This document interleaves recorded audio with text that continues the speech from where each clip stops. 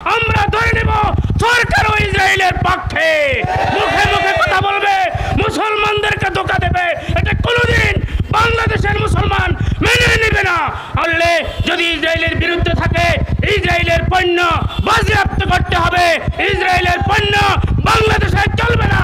এই পরিকল্পনা সরকার সংসদে পাস করতে পারে, মন্ত্রী পরিষদে পাস করতে পারে, ঠিক না ঠিক বলেন? যদি আমরা দেখতে চাই সরকার বাহাদুর শুধু মুখে মুখে বলবে আর ইসরায়েলের পণ্য বাজেয়াপ্ত করবে না, আমরা ধরে নেব সরকারও ইসরায়েলের পক্ষে। মুখে মুখে কথা বলবে, মুসলমানদেরকে ধোঁকা দেবে, এটা কোনোদিন বাংলাদেশের মুসলমান মেনে নেবে না।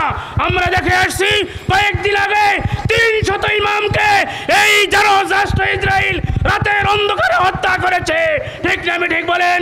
হাজার হাজার মসজিদকে গুড়িয়ে দিয়েছে, হাজার হাজার হাসপাতালকে মাটির সাথে মিশিয়ে দিয়েছে, হাজার হাজার মুসলমানকে শহীদ করেছে। ইসরায়েলের এই ফিলিস্তিনের শিশুদের কান্না আল্লাহ পাকের আকাশ বাতাস বাড়ি হয়ে আছে। মুসলমান রাষ্ট্র হিসেবে বাংলাদেশ সরকার যদি এর বিরুদ্ধে কঠিন অবস্থান না নেয়, এই ইসরায়েল এই ফিলিস্তিনের শিশুদের কান্নায় যে আকাশ বাতাস বাড়ি হয়ে আছে, এর বদুয়ায়